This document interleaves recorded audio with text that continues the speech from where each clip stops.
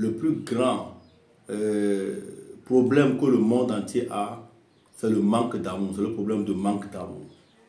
L'amour est la cause principale de tous les problèmes que nous avons dans le monde entier. Dans les familles, dans les offices, dans la société, dans la politique, dans les nations, dans tous les domaines.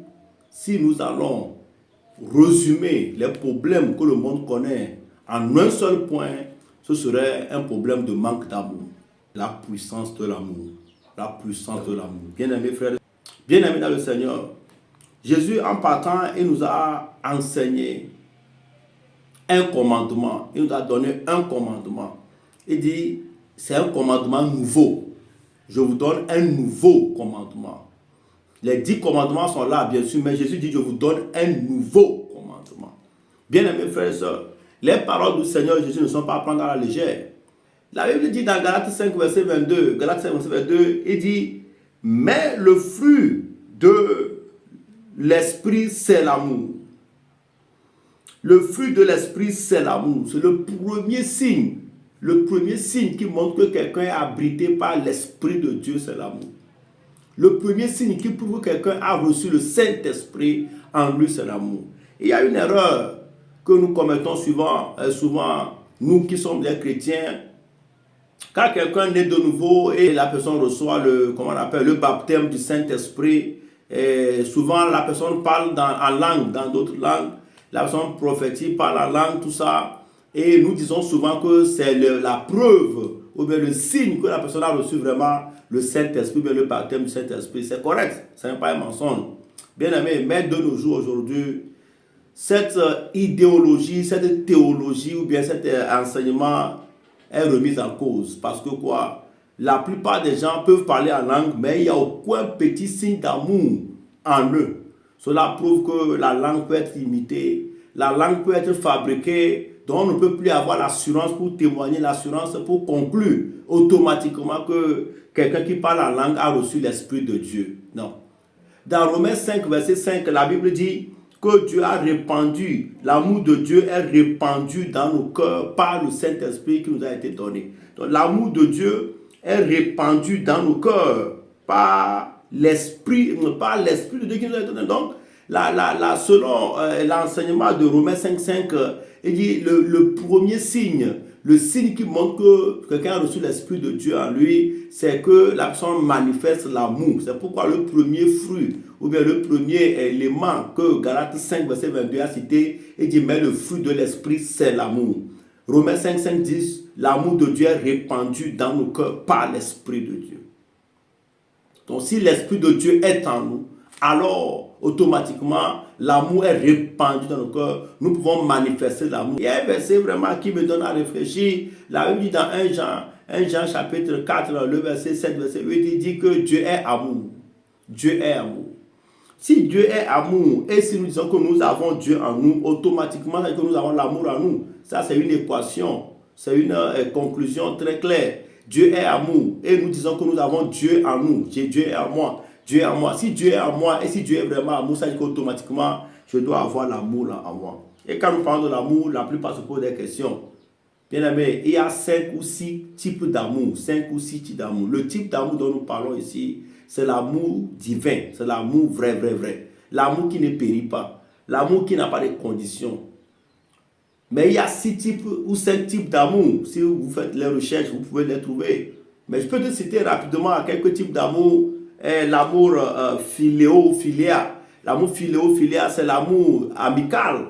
L'amour amical, l'amitié. C'est cet amour fraternel que nous avons pour amis, tout ça. C'est un amour qui ne dure pas. C'est un amour qui n'a pas d'assurance. Les amis intimes, les meilleurs amis se séparent après, des fois pas des problèmes, etc. Ce n'est pas l'amour dont la Bible enseigne. Et il y a l'amour éros, par exemple, c'est l'amour sexuel, l'amour romantique. L'amour éros, c'est l'amour sexuel, l'amour romantique, l'amour passionnel. C'est cet amour-là qui amène à faire des câlins, à faire des cadeaux, à faire des sorties, à faire tout ça, les gymnastiques, des amusements comment on appelle, vraiment physiques. Et c'est l'amour sexuel qui pousse les gens à vouloir se prouver que je t'aime par le sexe, par des sorties, par des cadeaux, par vraiment beaucoup de choses. C'est l'amour romantique. Cet amour-là aussi n'est pas rassuré. Cet amour n'a pas d'assurance. Vous connaissez mieux peut-être que moi. Les gens se sont vraiment fait tous ces jeux-là et à la fin, ils ont fini par des coups de poing, ils ont fini par des machettes, ils ont fini par la justice. On se dit, de quel amour ils avaient, quel amour ils avaient effectivement quand ils faisaient ces jeux de cadeaux, ces sorties vraiment, tout c'était beau avant, mais ils finissent par la justice, ils finissent par des coups de poing, ils finissent par des machettes, ils finissent par la haine. On se demande est-ce qu'il y avait vraiment un amour? Pourquoi l'amour a disparu comme ça? C'est parce que ce n'était pas l'amour que Dieu nous conseille, ce n'est pas le vrai amour. La vie que le vrai amour ne périt jamais. Voilà, le vrai amour ne périt jamais. Il y a aussi l'amour storge. L'amour storge, c'est l'amour familial, l'amour parent-enfant, parent-enfant, enfant-parent, frère de la même famille. Ça, c'est l'amour storge. Et nous connaissons, nous sommes tous issus des familles. Et nous savons que cet amour aussi, des fois, est affecté négativement. Un parent peut sacrifier son fils pour avoir de l'argent. Un fils peut aussi tuer son papa pour prendre l'héritage.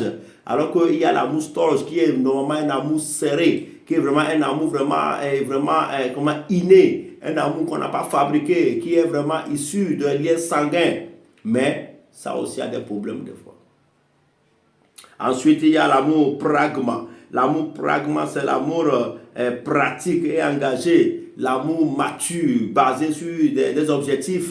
C'est cet amour-là vraiment que les gens âgés ont. Les gens âgés ont cet amour-là. Ceux qui ont duré ensemble, c'est cet amour qui les garde à ce niveau. Mais cet amour aussi a des inconvénients. Cet amour aussi a d'autres conséquences que nous ne pouvons pas citer ici. Donc, vous voyez, je suis en train de vous citer quelques types d'amour que vous-même vous pouvez rechercher dans les dictionnaires, etc., pour comprendre mieux encore leur définition. Ensuite, il y a l'amour agapé. L'amour agapé, c'est cet amour que la Bible enseigne. Et quelque part dans lui second, il parle de la charité. L'amour agapé, c'est l'amour spirituel, comme je l'ai dit tantôt. C'est l'amour divin. C'est cet amour que Jésus a pour nous. Et il dit, comme je vous ai aimé, vous aussi, aimez-vous comme ça. Autrement dit, ayez mon amour là les uns pour les autres. L'amour agapao, l'amour agapé. C'est l'amour pour couronner tout. On peut dire c'est l'amour inconditionnel. L'amour inconditionnel, l'amour qui s'aime. C'est un amour qu'on a pour quelqu'un sans justifier, sans aucune raison, sans me donner, comment on appelle, une raison ou bien une condition pour laquelle je l'aime. C'est ce que Jésus a pour nous. La vie de Dieu a tant aimé le monde, il a donné son Fils unique. Mais est-ce que Dieu a trouvé quelque chose de bon dans ce monde avant de l'aimer? Non. Dieu n'a rien trouvé de bon avant d'aimer le monde. Nous étions, la Bible dit que lorsque nous étions encore dans le péché, Christ est mort pour nous. Nous sommes dans le péché. Nous sommes dans le péché. Et la Bible dit que quoi? D'aucuns mourront peut-être pour un homme juste. Mais nous, c'est le contraire. Nous sommes dans le péché. Maintenant, Jésus est venu mourir pour nous dans le péché, là, comme ça. Cet amour-là, c'est l'amour qui rassure toute société. C'est l'amour qui peut rassurer l'église. C'est l'amour qui rassure les familles. C'est l'amour-là qui rassure les mariages. C'est très important. Cet amour spirituel divin ne peut être déversé dans nos cœurs que par le Saint-Esprit.